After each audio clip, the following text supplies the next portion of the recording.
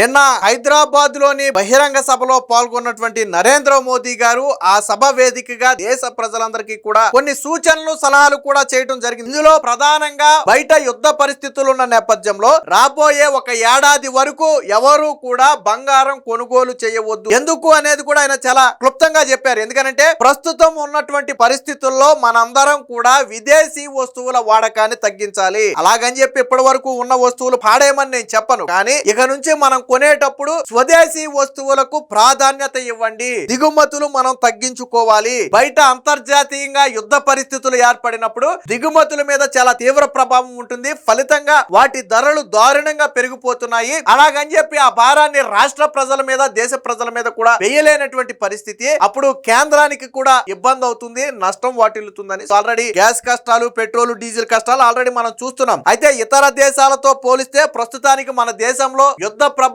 తీవ్రంగా లేకుండా ప్రస్తుతానికి కేంద్రం అయితే మేనేజ్ చేసుకుంటూ వస్తుంది. ఉన్నటువంటి నిల్వల ఆధారంగానో లేదా ఇతర మిత్ర దేశాలతో సయోధ్య కుదుర్చుకుని అక్కడి నుంచి దిగుమతి చేసుకున్నా మొత్తానికి మేనేజ్ చేస్తుంది. బట్ కానీ మనం కూడా మన వంతు సహకారం అందించాలి. కార్లు, వ్యక్తిగత వాహనాల వాడకాన్ని తగ్గించండి. పబ్లిక్ ట్రాన్స్పోర్ట్ ను వాడండి, మెట్రోను వాడండి. నిన్న స్వయంగా నరేంద్ర మోదీ గారు అయితే ఒక పిలుపునైతే ఇవ్వడం జరిగింది.